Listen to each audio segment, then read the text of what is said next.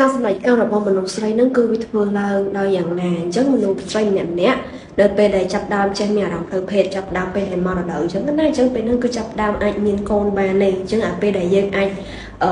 ovulate បានណាមានន័យថាអាចធ្លាក់ពងនៅក្នុងទ្វារមាសរបស់យើងបានណានៅក្នុងស្បូងរបស់យើងហ្នឹងណាគឺមានន័យថាយើងអាចមានអារម្មណ៍ផ្លូវភេទទេអញ្ចឹងទៅពេលដែលយើងមានអារម្មណ៍ផ្លូវភេទហ្នឹងវាគឺជាអារម្មណ៍តានតឹងមួយ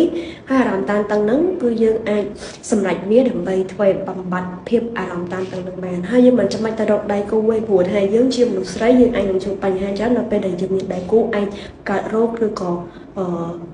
អាចមានគាត់មិនបានពេញទុកមុនឬក៏មានបញ្ហាផ្លូវចិត្តផ្សេងៗទៀតអញ្ចឹងយល់ល្អយើងស្វែងយល់ពីខ្លួនឯងទៅគឺដើម្បីឲ្យយើងដឹងថាអូរាងកាយរបស់យើងនៅពេលដែលយើងមានអារម្មណ៍ផ្លូវភេទតានតឹងបែបនេះតើយើងគួរតែដោះស្រាយវាបែបណា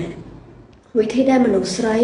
ប្រើប្រាស់ក្នុងការដែលគាត់សម្រេចការខ្លួនឯងគឺប្រើជាមួយនឹងដៃជាមួយនឹងម្រាមដៃឬក៏គាត់អាចហឹមជាមួយនឹងខ្នើយឬក៏ជាមួយអីដែលទន់ណាអញ្ចឹងនៅពេលដែលវាមាន pressure នៅលើ clitoris អញ្ចឹងយើងត្រូវស្វែងយល់ពីប្រដាប់ភេទរបស់ខ្លួនឯងមុនទៀតមុននឹងខ្ញុំនិយាយទៅខ្លាចអ្នកខ្លះគេអត់ទាន់ដឹងថាប្រដាប់ភេទរបស់ខ្លួនឯងនឹងមានរូបរាងមិនអត់ដឹងសោះមកនៅពេលណាយើងអត់ដឹងយើងអត់ដឹងថាយើងត្រូវរកចំណុចល្អនៅលើប្រដាប់ភេទរបស់យើងនៅកន្លែងណាអញ្ចឹងនៅលើប្រដាប់ភេទរបស់យើងហ្នឹងវាមាន clitoris ហ្នឹងជាភាសាខ្មែរគេថាឆ្ដេញចឹងនៅក្របនៅលើហ្នឹងណាក្របនៅលើហ្នឹងគឺដូចលឹងរបស់បរោះចឹងអញ្ចឹងមនុស្សស្រីក៏មានលឹងដែរតែគ្រាន់ថាលឹងហ្នឹងគឺវាលឹងទូចដល់ពេលមនុស្សប្រុសគឺលឹងលៀនមកចឹងមកក្រៅធំហ្មងអញ្ចឹងមនុស្សស្រីយើងក៏មានលឹងចាកន្លែងលឹងហ្នឹងគឺជាចំណុចរស័ព្ទរបស់មនុស្សស្រីខ្លាំងមែនតើអញ្ចឹងនៅពេលដែលយើង press នៅលើហ្នឹងមិនចាំបាច់ដល់តែយើងស្រាតខោទាំងអស់បើយើងអាចសម្រេចការបានទេពេលខ្លះយើងគ្រាន់តែ press ខ្លួនឯងណា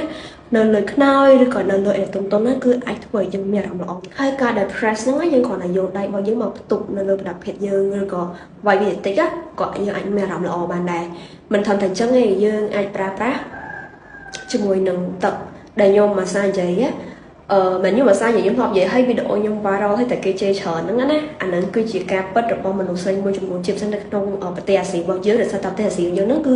មានទឹកបាញ់នៅកន្លែងចាំប្រគុណហើយមានមនុស្សស្រីច្រើនណាស់មែនតើដែលប្រើប្រាស់ព្រោះគេធ្លាប់ធ្វើមានពី masturbation របស់មនុស្សស្រីហើយនិយាយថាស្រីអាស៊ីគឺមានអានេះហើយស្រីអឺរ៉ុបគឺមានអានេះ well like ដល់ពេលណាយើងចាប់ដើមមាន community នោះបើយើងដឹងថាអូ many women have many things in common អញ្ចឹងយើងអាចដឹងថាអាចធ្វើតាមនឹងមួយទៀតហើយមួយយ៉ាងវិញទៀតដែលក្នុងសម័យឥឡូវយើងមាន sex toys ហើយ sex toy ហ្នឹងមិនមែនមានក្នុងសម័យឥឡូវទៀតមានតាំងពីឆ្នាំ1800ជាងដែលគេបង្កើត one vibrator ដំបូងគេបង្អស់